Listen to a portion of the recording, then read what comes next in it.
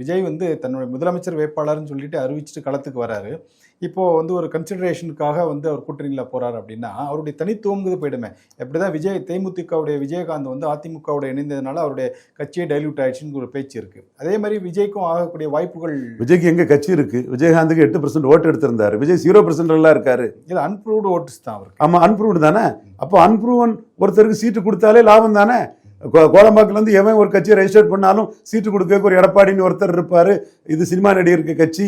அந்த கட்சி களத்துக்குள்ள போனா ரெட்டலை ஓட்டெல்லாம் போயிடும். அதனால அச்சப்பட்டு பயந்து அவர் சீட்டு கொடுப்பாருன்னு ஒரு சூழ்நிலை இருந்தா விஜய் உருவாக்குன சினிமா மார்க்கெட்டு நாளைக்கு எந்த நடிகை கோடம்பாக்கத்துல இருந்து ஒரு கட்சி ரெஜிஸ்டர் பண்ணாலும் எடப்பாடி கிட்ட சீட்டு விடுங்கிற நிலைமை வந்துருமே. அப்படி இல்லை சார், அது லாபம் தானே. இந்திய வரலாற்றிலேயே ஒரு தேர்தல் களத்துல இந்த மாதிரி ஒரு அரசியல் கட்சியுடைய பிரச்சாரத்துல இவ்வளவு பேர் இறந்தது வந்து எந்த கட்சிக்கும் இல்லையா. ஆனா விஜய்க்கு அந்த அளவு கூட்டமும் ஒரு ஈர்ப்பு இருக்கு இல்லையா. அப்ப இன்னும் கொஞ்சம் அவரை வச்சு இறக்க செய்யுமா? அடுத்த நடிகரை வச்சு ஒரு ஈர்ப்பு இருக்கு இல்லையா அவருக்கு. அதெல்லாம் வேலைக்காகாது. தேர்தல் ஆணையம் சொன்னாதான் ஓட்டு.